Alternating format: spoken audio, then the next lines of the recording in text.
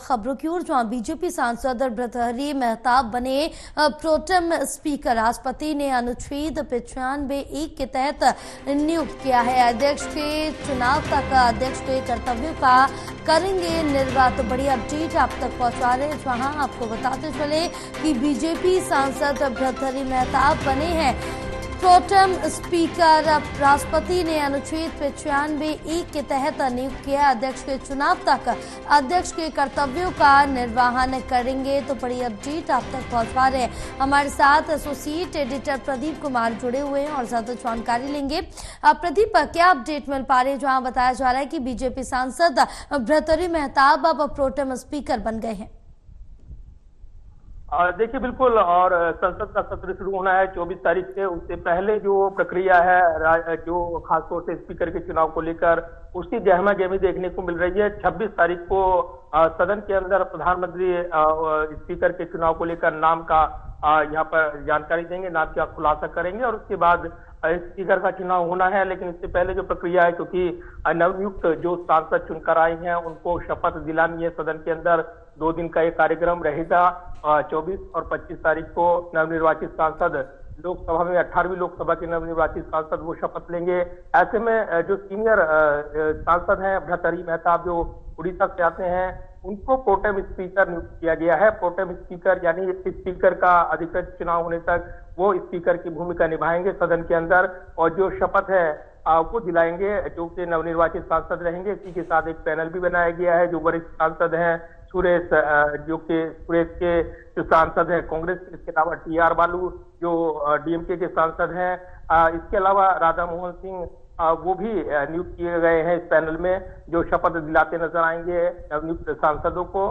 तो ये काफी महत्वपूर्ण कार्यक्रम रहने वाला है, क्योंकि शपथ ग्रहण के बाद जो नवनियुक्त सांसद शपथ ग्रहण करेंगे, उसके बाद 26 तारीख को स्पीकर का चुनाव होना है। और इस रेस में कई नाम शामिल बताए जा रहे थे, लेकिन अब ये निकल कर आ रहा है जानकारी कि ओम बिरला एक बार फिर से लोकसभा अध्यक्ष बन सकते हैं। इस तरह की जानकारी मिल रही है। हालांकि सदन के अंदर ये तय होना है, तो उस पर नजरें रहेंगी। डिप्टी स्पीकर पद को लेकर सस्पेंस बना हुआ है, क्योंकि सरकार यहाँ सहयोगी दल जो JDU है या TDP है, इनके किसी सांसद को डिप्टी स्पीकर पद देना चाहेगी, इस तरह की जानकारी मिल रही है। लेकिन इस पर विपक्ष का दावा है। तो विपक्ष ने यह रणनीति साफ की है कि अगर डिप्टी स्पीकर पद उनको नहीं मिलता है, तब वो स्पीकर के लिए चुनाव के लिए अपना उम्मीदवार, विपक्ष साझा उम्मीदवार उतार सकता है। तो एक निश्चित तौर पर एक चुनौती यहाँ पर देखने को मिल सकती है। तो ये जरूर है कि जिस तरीके से गठबंधन की सरकार है, चुनौती है। स्पीकर एक महत्वपूर्ण पद होता है, संवैधानिक पद होता है। सदन को सुचारू रूप से चलाना, महत्वपूर्ण विधेयक को पारित कराना, महत्वपूर्ण भूमिका। ऐसे में ये पद बीजेपी के पास रहेगा। सबसे बड़ा दल होने के नाते ये सहयोगी दलों ने साफ कर दिया था। लेकिन डिप्टी स्पीकर पद को लेकर सबसे बड़ा सस्पेंस बना हुआ है।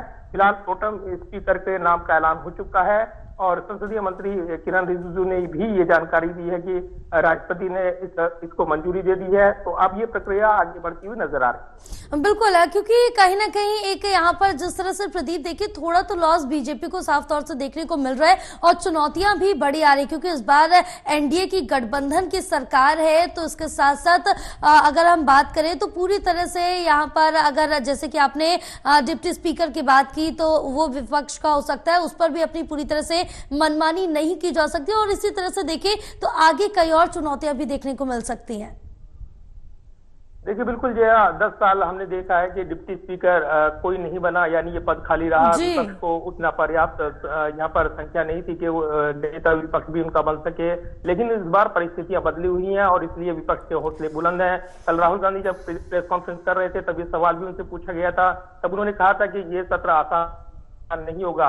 सरकार की प्राथमिकता यहाँ पर स्पीकर के चुनाव को लेकर है, लेकिन सत्र शुरू होने दीजिए फिर देखिए। और विपक्ष की एकता का जिक्र उन्होंने किया था। तो ये जरूर है कि 10 साल का अंतराल रहा है और इसमें डिप्टी स्पीकर नहीं आ पाए। लेकिन अब जो है परिस्थितियां बदली हुई हैं, इसलिए डिप्टी स्पीकर पद पर विपक्ष दावा ठोक रहा है। और ऐसे में अगर परिस्थितियां नहीं बनती हैं उनके मुताबिक, तब वो स्पीकर चुनाव के लिए भी लड़ने का ऐलान कर रही हैं। साझा रणनीति वो तैयार करेंगे अभी। लेकिन इससे पहले गहमा गहमी देखने को मिल रही है, और निश्चित तौर पर बैठकें हमने देखी हैं। इससे पहले NDA की बैठक जो रक्षा मंत्री राजनाथ सिंह की अगुवाई में मंत्री समूह की बैठक हुई, उसमें भी नाम को लेकर गंभीर चर्चा हुई थी और ये माना जा रहा है कि अब वो नाम फाइनल हो चुका है। प्रोटेम स्पीकर का नाम सामने आ गया, जो कि स्पीकर की रेस में भी शामिल बताए जा रहे थे। अब ये तस्वीर साफ बनकर उभर रही है कि 26 तारीख को जो यहाँ पर स्पीकर का चुनाव होना है और जिस तरीके से मंत्रिपरिषद का परिचय कराएंगे प्रधानमंत्री, उसके बाद तो ये सदन की कार्रवाई आगे बढ़ती नजर आएगी। लेकिन महत्वपूर्ण पद है और इससे पहले प्रोटेम स्पीकर के तौर पर भर्तृहरि मेहताब का नाम सामने आ गया है। बिल्कुल प्रदीप, फिलहाल आप हमारे साथ बने रहिए, आगे भी आपसे जानकारी लेते रहेंगे।